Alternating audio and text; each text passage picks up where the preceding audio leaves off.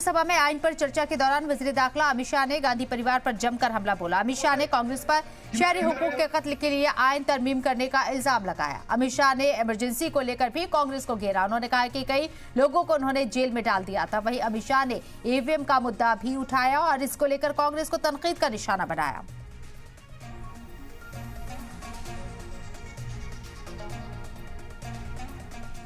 Congress party ने, हमारे संविधान ने 3 चीजों को, हर आर्टिकल का हार्द निकालेंगे तो कहीं ना कहीं इसे और उठाएंगे।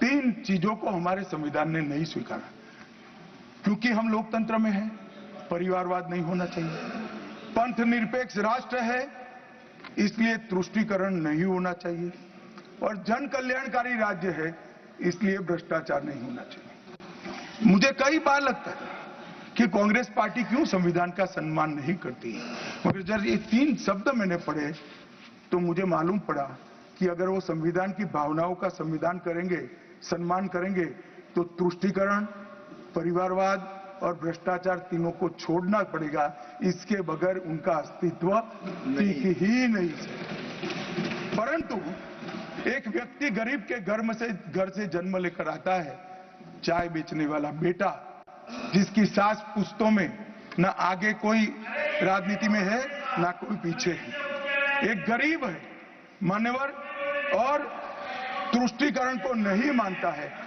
ऐसा आदमी जब 2014 में देश का प्रधानमंत्री बना, इन्होंने देश की राजनीति को तुष्टीकरण, परिवारवाद और भ्रष्टाचार के नासूर को हमेशा के लिए। और मुझे किसी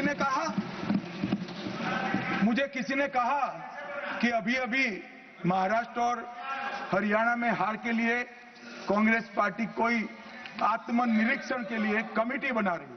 कोई कमेटी की जरूरत, मेरा अच्छा खासा अनुभव है। तुष्टीकरण, परिवारवाद और भ्रष्टाचार छोड़ दो, जनता चुनकर ला देगी आपको।